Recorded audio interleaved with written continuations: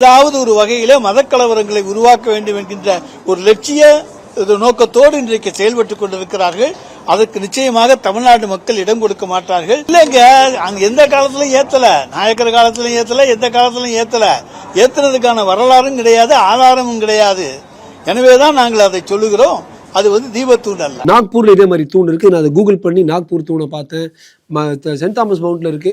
இது போல இருக்கு. ஆனா எல்லா தூண்களுக்கும் அந்த பேஸ் பாத்தீங்கன்னா கீழ்ப்பகுதி அடிப்படை அது ஆகம ரீதியில சைவ ஆகம ரீதியில இருக்கிற ஒரே ஒரு தூண் இது மட்டும்தான். நம்பர் 1 திருப்பரங்குன்றம். நம்பர் 2 வேற எந்த தூண்லயும் ஒண்ணுமே அந்த இன்ஸ்கிரிப்ஷன்ஸ் ஒண்ணுமே இல்லை. அந்த செப்பேடுகள்ல இருக்குல்ல இன்ஸ்கிரிப்ஷன், அது மாதிரி எதுவுமே எழுத்துக்கள் ஒண்ணுமே எல்லாம் பிளைனா தான் இருக்கும்.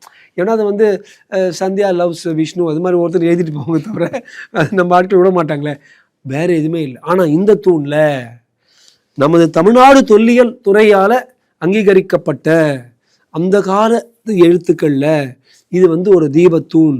இங்க எந்த ஒரு ஹிந்து சைவைட் அது குரூப் ஆட்களும் இங்க தீபம் ஏற்ற முடியும்னு விவரமா இருக்கு. அந்த ஆதாரம் நான் இன்னைக்கு தாமரை டிவியில் விக்னேஷுக்கும் நேயர்களுக்கும் நான் அந்த புக்கோடு கொடுக்குறேன். இந்த புக்கை நான் ரிலீஸ் பண்ணேனா, எங்கள் அப்பா பண்ணாரா? இல்லை, தமிழ்நாடு அரசு 1981 ஒரு சில பிரதிகள் தான் இருக்குது. ஒரு பிரதி என்கிட்ட இருக்குது, அதை நான் உங்ககிட்ட அந்த வாட்ஸ்அப் பண்ணி விட்டுறேன். அது எழுதுவது போஸ்ங்கிறவர், அவர் தலைமை தொல்லியல் ஆராய்ச்சியாளர் இருந்தார், இறந்து போயிட்டாரு. அது தமிழ்நாடு அரசுடைய சீலோட வந்திருக்குது. இதில் என்ன சொல்லுதுன்னா, இந்த தூண் இங்கே இருக்குது, இது தீபத்தூண்.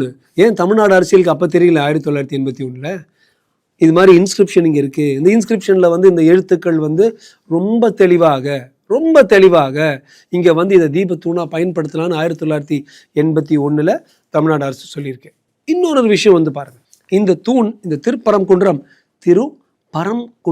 பரம் முருகனே இல்லை, பரம்ங்கிறது சிவனுக்கு, பரமசிவன்.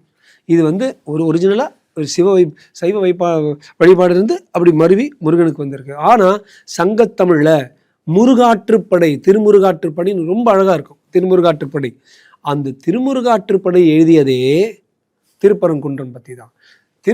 திருமுருகாற்றுப்படை எப்போ எழுதினது? 300 BC to 300 AD. இந்த 600 வருடங்கள் தான் சங்ககால வருடங்கள்.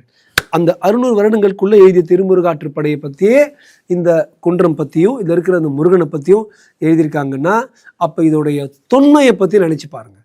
இதெல்லாம் நான் சொல்லலை, தமிழ்நாடு அரசு ரிலீஸ் பண்ண அந்த புக்கில் இப்படிலாம் இருக்குன்னு அந்த ஆதாரத்தோட படத்தோடு அவங்க போட்டிருக்காங்க.